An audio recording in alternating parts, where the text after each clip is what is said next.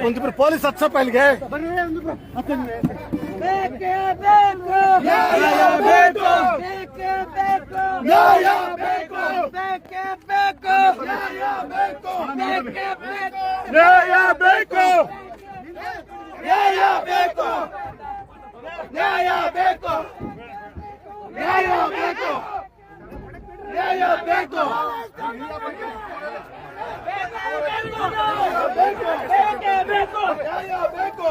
ಒಂದ್ ಡಿಸಿ ಕರ್ಸಿ ಸರ್ ಅಷ್ಟು ಮಾಡಕ್ಕಿಂತದು ಅವು ನಮ್ಮ ಸತ್ತೋಗಿದ್ದ ಡಿಸಿ ಕೈಲೇ ಬಂದು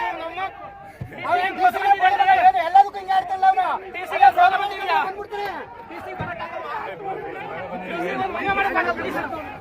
ಅಲ್ಲ ರೀ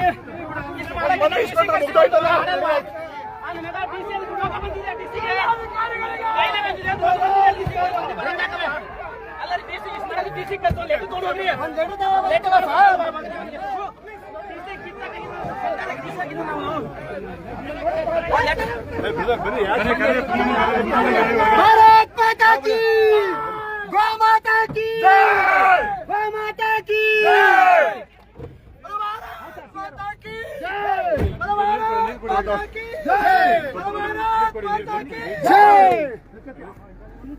ಮಾಡಕ್ಕಿಂತ ಡಿಸಿ ಬಂದು ಲೆಟ್ ತೊಳಕಾಗಲ್ವ ಅವನಿಗೆ ಕೈ ಕಾಲ ಬಿದ್ಬಿಟ್ಟಿದ ಏನ್ ರೋಗ ಬಂದು ಸತ್ತೋಗ್ತದೇನೇನು? ಬನ್ನಿ ಸರ್, ನಮ್ ಜೊತೆ ಇರ್ಲಿ ನೀವು.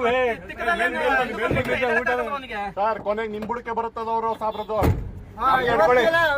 ಇವತ್ತಲ್ಲ ನಾಳೆ ಡ್ರೆಸ್ ಹಾಕಿದ್ದಾರೆ ಸ್ಟೇಷನ್ ಇವತ್ತು ಅವ್ರಿಗೋಸ್ಕರ ಅಲ್ಲ. ಏನ್ ಗೊತ್ತಾ ಹೇಳ್ತೀನಿ ಕೇಳಿ, ಪ್ರೊಟೆಸ್ಟ್ ಮಾಡ್ತಾ ಇದ್ವಲ್ಲ ನಾವು ಪ್ರೊಟೆಸ್ಟ್ ಮಾಡ್ತಾ ಇದ್ವಿ, ಸೌಜನ್ಯವಾಗಿರ್ಬೇಕಷ್ಟೇ.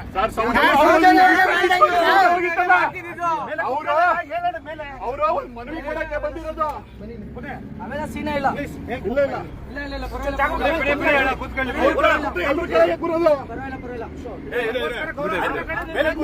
ನೀವು ಅವ್ರು ಬಂದಿದ್ದಕ್ಕೆ ನೀವು ಕೊಡಬೇಕಿತ್ತು.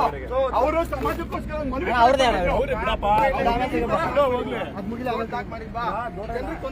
ಒಬ್ರಿಗೆ ತೊಂದರೆ ಕೊಟ್ಟಿಲ್ಲ, ಒಬ್ರಿಗೆ ಧಮಕಿ ಹಾಕಿಲ್ಲ. ಜಾಗ ಬಿಡಿ, ನಾನು ಈಗ ಹೇಳ್ತೀನಿ ಹೋಗ್ಲಿ. ನೀವು ನನಗೆ ನಾನೇ ಎದ್ದೇಳಕ್ಕಾಗಲ್ಲ. ಪುನೀತಣ್ಣ ನೀರು ಕುಡೀರಿ ಆರಾಮಾಗಿ, ನೀರು ಕುಡೀರಿ ಆರಾಮಾಗಿ. ನೀವು ಪುನೀತಣ್ಣ ಮೇಲೆ ಕೂತ್ಕೊಳ್ಳಿ, ಏನಿಲ್ಲ ಕೂತ್ಕೊಳ್ಳಿ, ಕೂತ್ಕೊಳ್ಳಿ ಮೇಲೆ ಕೂತ್ಕೋಣ, ಏನಿಲ್ಲ ಕೂತ್ಕೋಣ, ಬೇಡ ಕೂತ್ಕೋಣ. ಇದು ತಲೆ ಕೆತ್ಸ್ಕೊಬೇಡಿ ಸರ್. ಏನಿಲ್ಲ ಸರ್, ಯಾವ್ದಕ್ಕೂ ಬರಲ್ಲ ಅಂದ್ರೆ ಏನ್ ಸರ್, ಬರೀ ಅವ್ರ ಬಂದ್ರೆ ನೋಡಿ, ಇದು ಒಂದು ರೀತಿ ದೌರ್ಜನ್ಯ. ಸ್ನೇಹಿತರೆ, ನಾವು ನ್ಯಾಯ ಕೇಳಲಿಕ್ಕೆ ಬಂದದ್ದು, ಸವಾಲ್ ಹಾಕಿದವರಿಗೆ ಉತ್ತರ ಕೊಡ್ಲಿಕ್ಕೆ ಬಂದಿತ್ತು. ನಾವು ಯಾವುದೇ ಪ್ರೊಟೆಸ್ಟ್ ಮಾಡ್ತಿರ್ಲಿಲ್ಲ. ಡಿಸಿ ಅವರಿಗೆ ಮನವಿ ಕೊಡ್ಬೇಕು, ಡಿಸಿ ಅವ್ರು ಬಂದು ತಗೊಳ್ಳಿ ಅಂತ ಹೇಳಿದ್ರೆ, ಕಮಿಷನರ್ ಅವ್ರು ಬಂದು ತಗೊಳ್ಳಿ ಅಂತ ಅಂದ್ರೆ ತಗೊಳಕ್ ಆಗೋದಿಲ್ಲ ಅನ್ನೋದಾದ್ರೆ ಯಾವ ಸರ್ಕಾರ ಇದು? ಆರ್ಡರ್ ಮಾಡಿ ಬಂದು ಶಾಂತಿಯುತವಾಗಿ ನಿಂತಿದ್ದಂತ ನಮ್ಮನ್ನ ಕೆರಳಿಸಿದ್ದೆ ಯಾಕೆ? ಈ ರೀತಿ ಮಾಡೋದಾದ್ರೆ ಹಿಂದೂ ಸಮಾಜ ಶಾಂತಿಯಿಂದ ಕೂರೋದಿಲ್ಲ. ನೀವು ಇವತ್ತು ನಮ್ಮನ್ನು ತಡೆದಿದ್ದೀರಿ, ಮುಂದೊಂದು ದಿನ ಸಹಸ್ರ ಸಂಖ್ಯೆಯಲ್ಲಿ ಮೈಸೂರಿಗೆ ಬರಲಿಲ್ಲ ಅಂತಂದ್ರೆ ನನ್ನ ಹೆಸರು ಪುನೀತ್ ಕೆರಳಿನೆಲ್ಲ ಬರ್ತಿಟ್ಕೊಳ್ರಿ.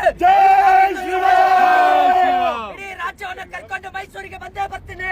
ಅವತ್ತು ತಡೀರಿ, ನೋಡೋಣ. ಜೈ ಶ್ರೀರಾಮ್.